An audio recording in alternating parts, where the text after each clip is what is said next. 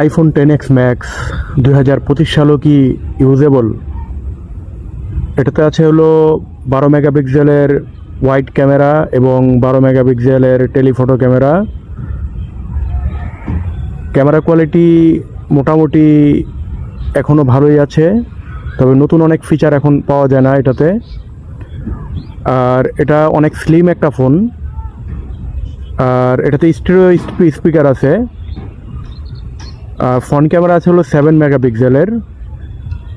আর battery backup এখন এটা বর্তমান আইফোনের তুলনায় অনেক কম পাওয়া যায়।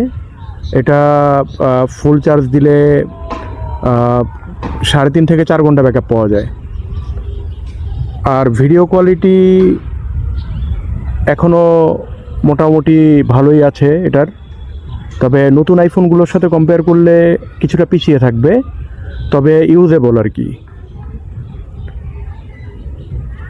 আর এটার বিল্ড কোয়ালিটি এখনও অনেক প্রিমিয়াম মনে হয় দেখলে, কারণ এটাতে স্টেনলেস স্টিল ইউজ করা হয়েছে সাইড ফ্রেমে, এবং পেছনে গ্লাস ইউজ করা হয়েছে, যেটা দেখতে খুবই প্রিমিয়াম লাগে।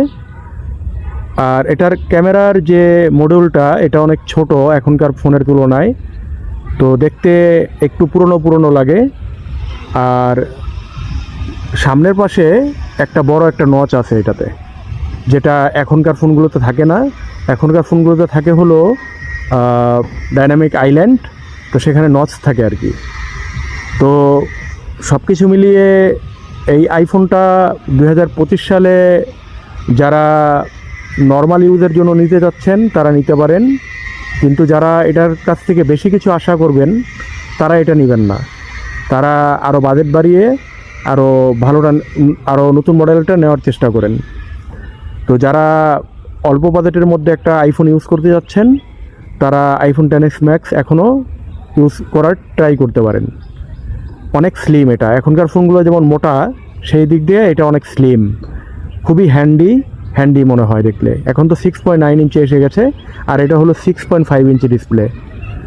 তো সেই হিসাব করে এটা অনেক পাতলা একটা ফোন, হাতে নিলে খুবই একটা প্রিমিয়াম ফিল হয় এখনও।